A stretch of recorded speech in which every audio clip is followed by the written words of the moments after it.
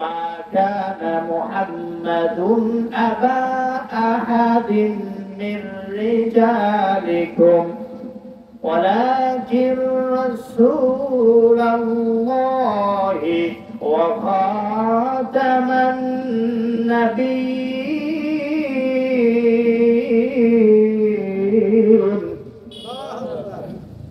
এই আয়াতে কারীমা আমি মসজিদে ডান পাশে লেখা দেখলাম, আর বাম পাশে লেখা রাসূলুল্লাহ সাল্লাল্লাহু আলাইহি ওয়াসাল্লামের একটা হাদিস। সেই হাদিসটা কি?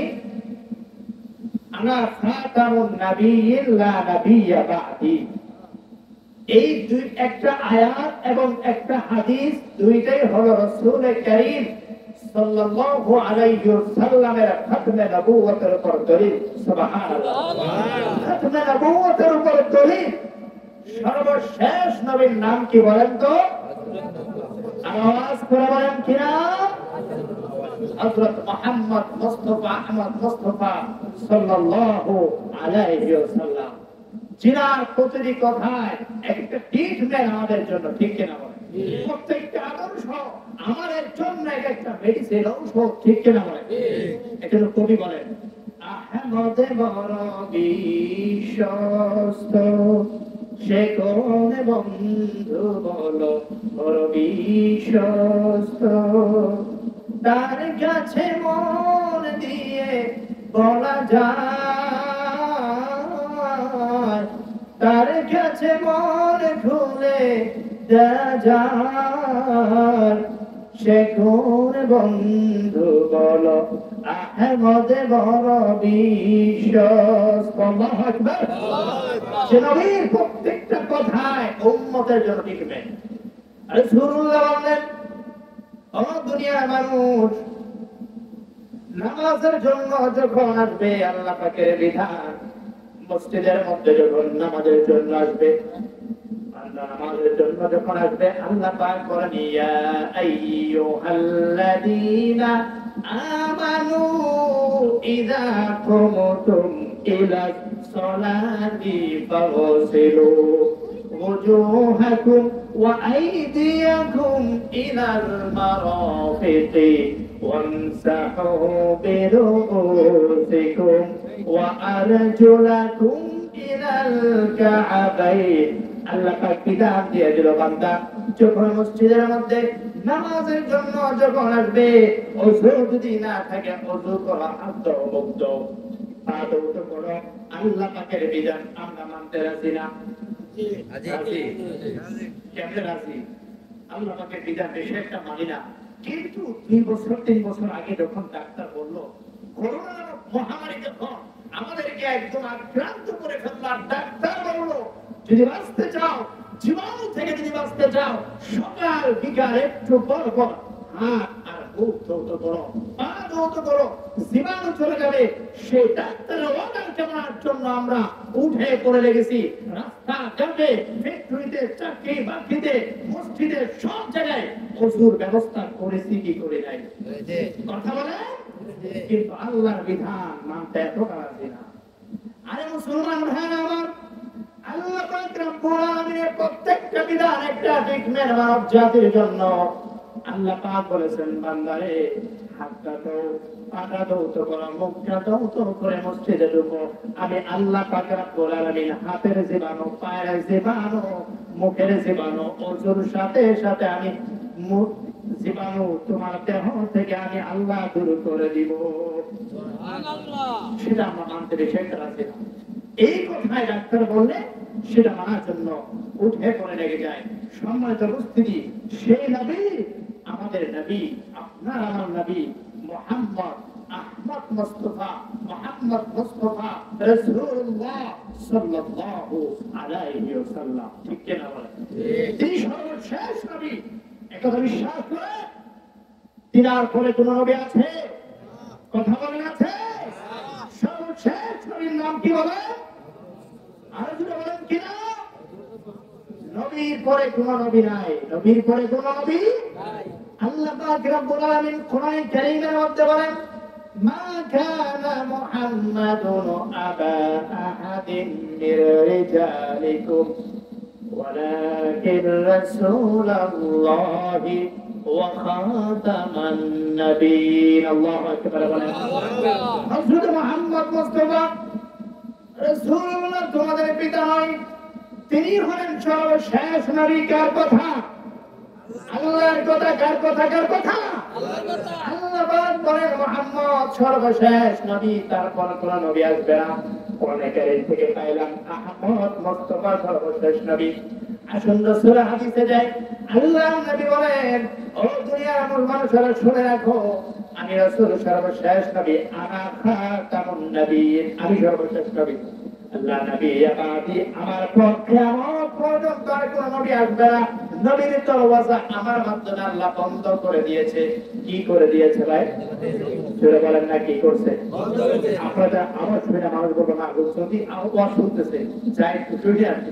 শুনে বলেন কি করে দিয়েছে? বন্ধ করে দিয়েছে। নবীর দরওয়াজা বন্ধ, নবী আর আসবে না। আল্লাহ পাক বললেন, রাসূল হাদিসে বলতে বললেন, লাউ কানা নাবিয়্যু, লাউ কানা নাবিয়্যু বাদি, যদি আমার পরে কোন নবী আসে, লাকানা উমর নবিয়্যা, উমর হতো সেই নবী।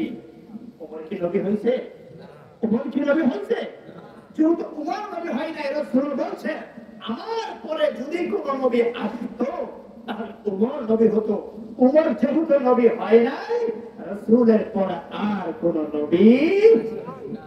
যদি কেউ এটা না মানতে চায়, আসল উমর কেমন লোক ছিল একটু বলি। উমরকে রাসূল বললেন আমার পর যদি নবী আসতেন উমর নবী হতেন। কে নবী হতে? কেমন ছিল উমর একটু শুনে বলুন।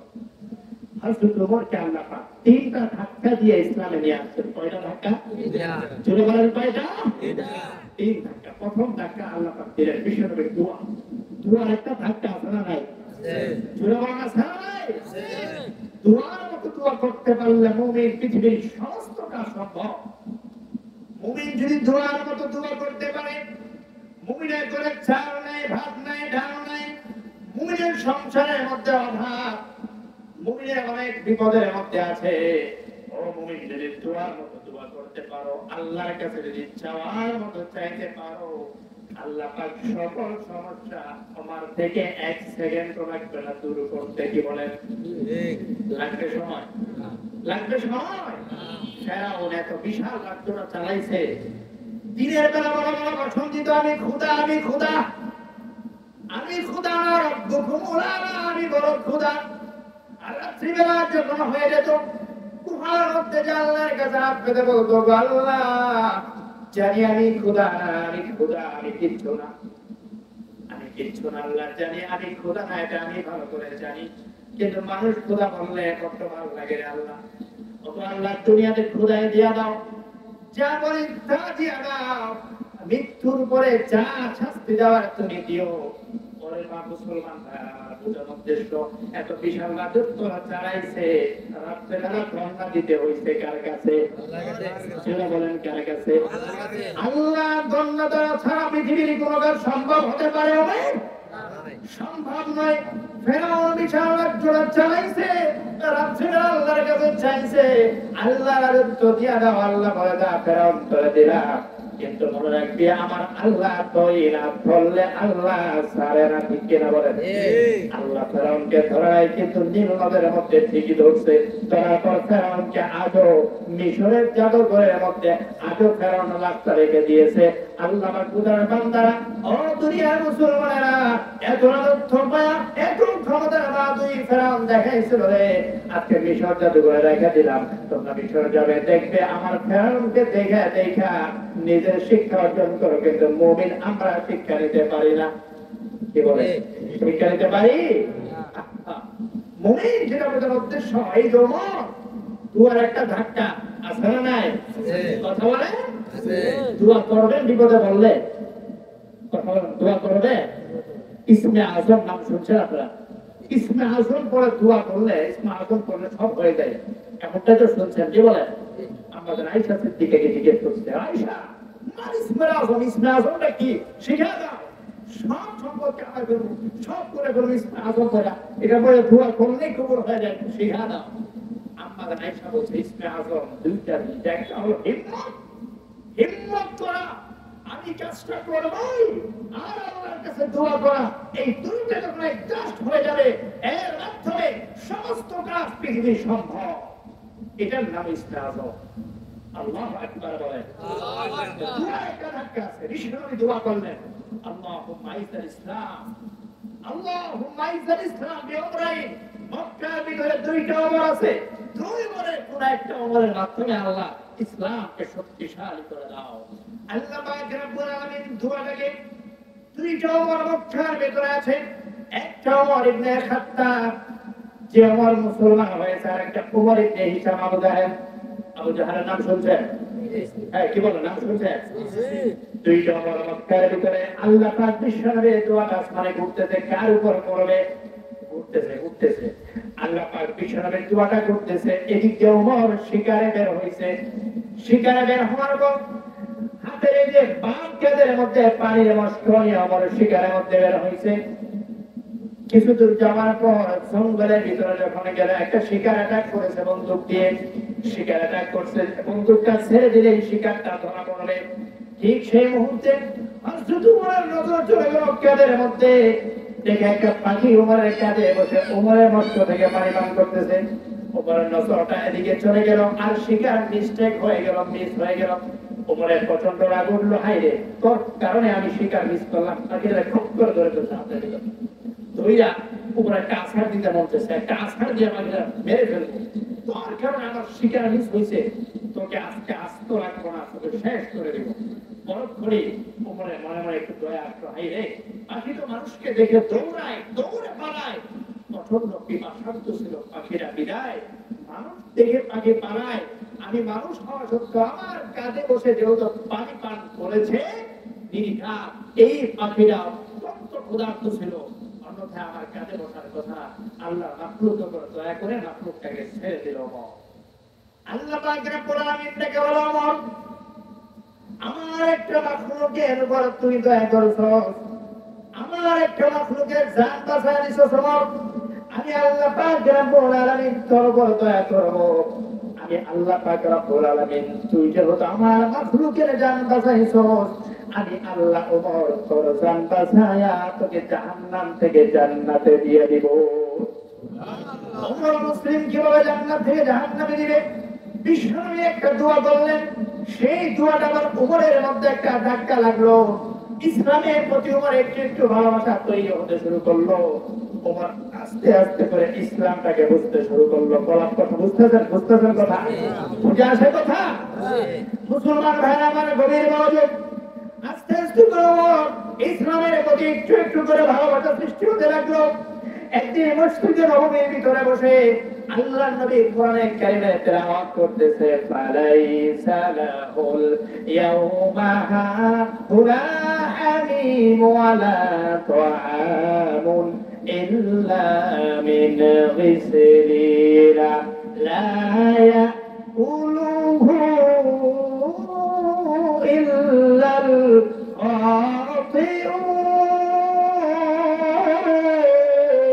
খাতিউন। فلا أقسم بما تبصرون وما لا تبصرون।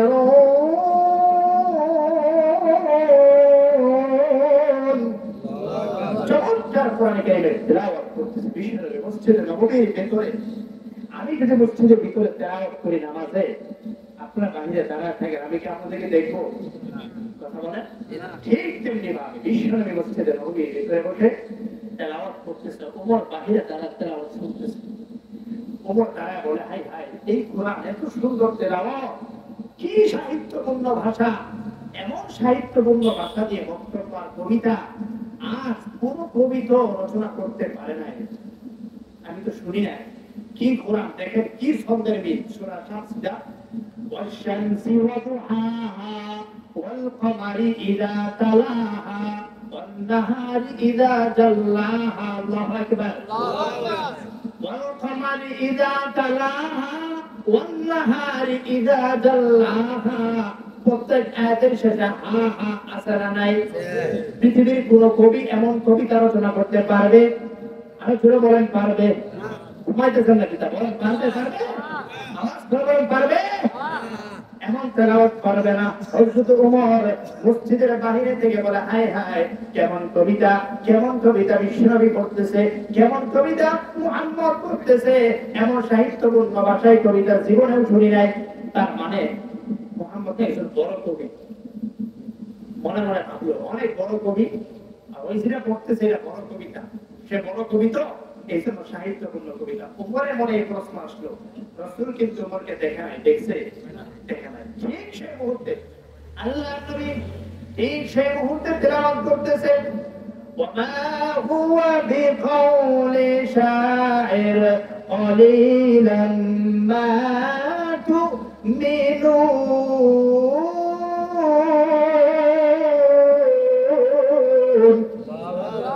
হযরত রাসূল ওমরকে দেখে নাই মসজিদের বাইরে। ওমর বাইরে থেকে তেলাওয়াত শুনতেছে আর মনে মনে ভাবতেছে, এটা কেমন কোরআন, এত সাহিত্যপূর্ণ কথা। এটা আমার মনে হয় বিশ্বনবী বড় কোন কবি, আর এটা তার স্বরচিত কবিতা। ওমরের মনের ভিতরে যখন এই ধারণা আসলো, বিশ্বনবীকে ওমর দেখে নাই, বিশ্বনবী ওমরকে দেখে নাই, কিন্তু বিশ্বনবী তখন যা থেকে তেলাওয়াত করলো তার অর্থ হলো এটা কোন কবির কবিতা না, খুব কম লোকে তোমরা ঈমান নিয়ে আসো। সুবহানাল্লাহ বলেন। ওমর আমার একটা ব্যাখ্যা দেখাইছিলেন, ব্যাপারটা কি হয়ে গেল? রাসূল আমাকে দেখে নাই, আমি বাহির থেকে রাসূলের তেলাওয়াত শুনতেছি, আমার মনের ভিতরে একটা ধারণা আসছে, আমার মনের ধারণার জবাব যেহেতু রাসূল মুহাম্মদ নামাজের ভিতর থেকে আমাকে না দেখে দিয়ে দিল, এটা তো কোনো কবি না, এটা মনে হয় গণক। এটা কি আগে ধারণা করছিল কবি, আগে কি ধারণা করছিল? এবার যখন ওমরকে না দেখে নামাজের ভিতরে আল্লাহর নবী তার ধারণার উত্তর দিয়ে দিল, এখন ওমর মনে মনে ভাবলো না এটা কবি না, এটা ওমর মনে হয় বিশ্বনবী, মনে হয় কোনো গণক। আর সেটা পড়তেছে তার কথা, মানে কোরআনটা হলো গণকের কথা। এই কথা যখন হযরত ওমরের মনের ভিতরে আসলো, আল্লাহর নবী ঠিক সেই সময় যাতে কালিমা তেলাওয়াত করতেছিল সেটা হলো ওয়ালা বিকাউলি কাহিল قليلا ما تذكرون।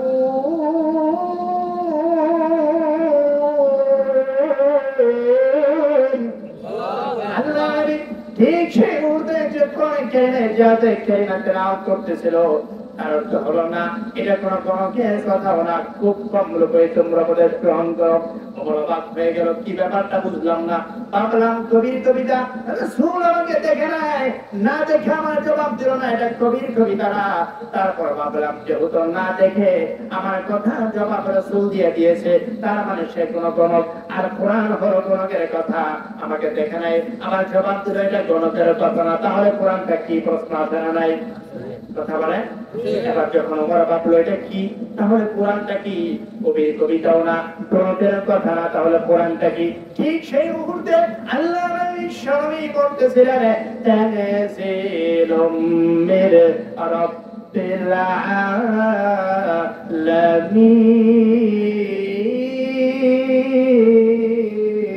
আলামিন। ঠিক সেই মুহূর্তে আল্লাহ নবী যে কোরআন কারিমে পড়তেছিলেন তার অর্থ হলো এটা হলো আল্লাহ পাকের পক্ষ থেকে বিশ্ব প্রতিপালক আল্লাহর পক্ষ থেকে অবতারিত একখানা কিতাব। সুবহানাল্লাহ। ওমর ভাবলো আল্লাহর পক্ষ থেকে অবতারিত কিতাব, তাহলে এটা না। আচ্ছা বুঝলাম।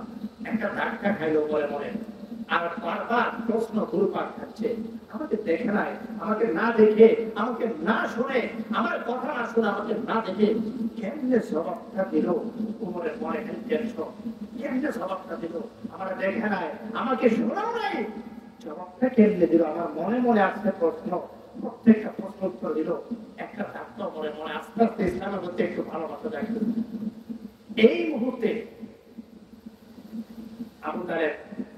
আবু জাহেল একটা ঘোষণা দিয়ে দিল, আবু লাহাবেরা মুহাম্মদ ধর্ম প্রচার করতে করতে বিশাল মাত্রা ছাড়ায় যাইতেছে, একে মারতেই হবে, বাধা দিতেই হবে। যেই ব্যক্তি মুহাম্মদের যতটা লাঠা আমার কাছে আমাদের কাছে এনে দিতে পারবে তাকে বিশাল একটা পুরস্কার দেওয়া হবে।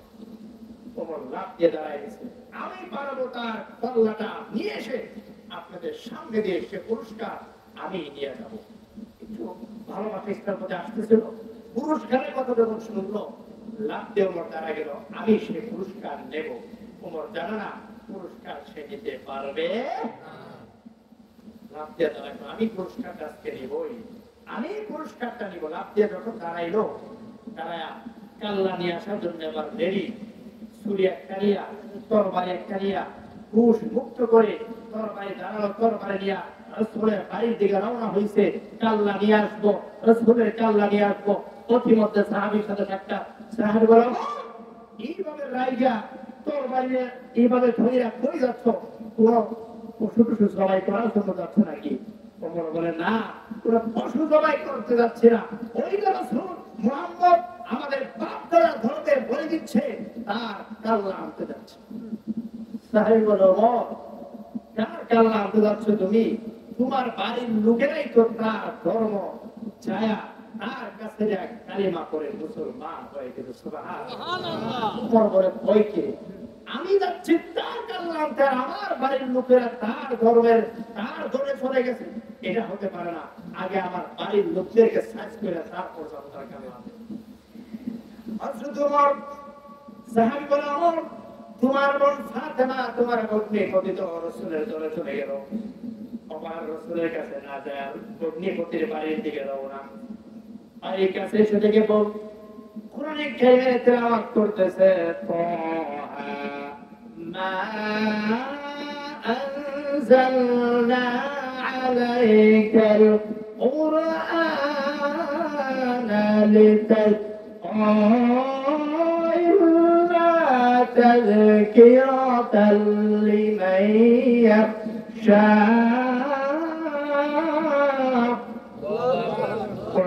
চমৎকার তেলাওয়াত। ওমর শুনে না রাগ আরো দ্বিগুণ বেড়ে গেল।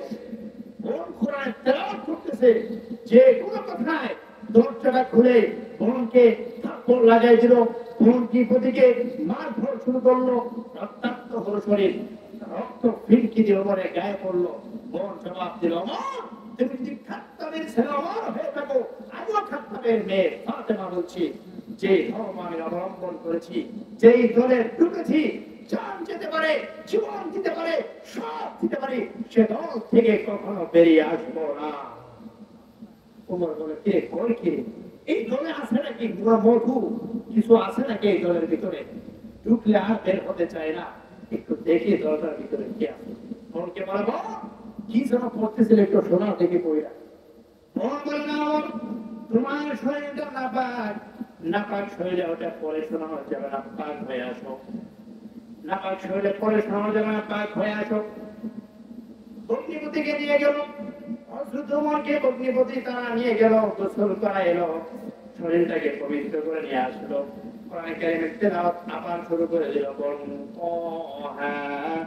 মা আনজালনা আলাইকাল কুরআনা লিতাশকা। আল্লাহু আকবার। আল্লাহু আকবার। হযরত ওমর বলেন, আর দেরি করতে চাই না, এত চমৎকার তেলাওয়াত আর দেরি করতে চাই না। বোন আমাকে নিয়ে চলো, রাসূলের দরবারে নিয়ে চলো, আমি কালিমা পড়ে মুসলমান হয়ে যেতে চাই। ওমর কালিমা পড়ে রাসূলের দরবারে মুসলমান হয়ে গেল। আল্লাহু আকবার। এই রাসূল বলেন, যদি আমার পরে কোন নবী আসতো পৃথিবীতে, ওমর নবী হতো। ওমর নবী হয় নাই, বিদায় বিদায়। রাসূলের পরে আর কোন নবী, নবীর পরে কোন নবী আছে এই ধারণা যে পোষণ করবে, সে মুসলমান থাকবে না, মুসলমানের খাতা থেকে তার নাম কেটে যাবে। দুইটা জিনিসের উপর আমাদের ঈমান। এক হলো আমাদের মাবুদ প্রয়োজন, আমাদের মাবুদ প্রয়োজন বলে কি নাম? আর জোরে বলেন না কি নাম? মনটা বুকটা ভরে বলেন কি নাম? আল্লাহ আমাদের মাবুদ। দুই নম্বর আমাদের নবী এবং সর্বশেষ নবী জনাব হযরত মুহাম্মদ মুস্তাফা সাল্লাল্লাহু আলাইহি ওয়াসাল্লাম।